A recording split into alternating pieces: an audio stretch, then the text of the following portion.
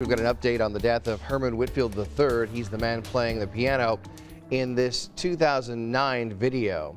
He died in Metro Police custody on April 25th after officers used a taser on him during a mental health crisis. Our Rich Nye tells us why a group of local black pastors is now calling for those officers to be fired. Herman Whitfield III was an accomplished pianist, a Brebeuf Prep School, Oberlin College, and Cleveland Institute of Music graduate. I'm an Indianapolis native and I've been playing the piano for over 20 years. He appeared in this 2009 Indy Arts Council video. Whitfield's parents called for help April 25th. Police say they found Whitfield moving around this house, naked, sweating, and bleeding from the mouth. Police say after more than 10 minutes of negotiations and de-escalation tactics, the large man allegedly moved quickly toward an officer. The officer activated his taser twice. Police handcuffed Whitfield.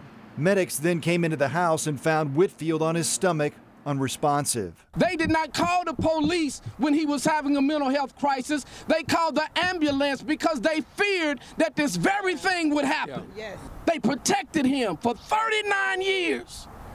But finally, they were not able to protect him from the police. 6 officers involved are on administrative leave during the investigation. Faith in Indiana's Black Church Coalition is calling for those officers to be fired. We want to see the body cam. We want the public to see that. We know that the officers do have it. We know that the elected officials do have it. We now want that to be shared with the public.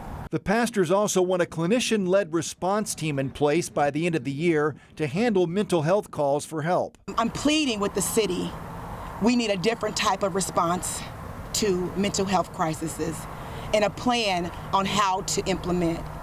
We need to make sure that everyone in a crisis gets help and not handcuffs. The pastors also say that this is another example of a black man dying senselessly from police using unnecessary force. The coroner is waiting on a toxicology report to help determine Whitfield's cause of death. IMPD had no additional comments, but has said the body cam video will be released in the coming weeks.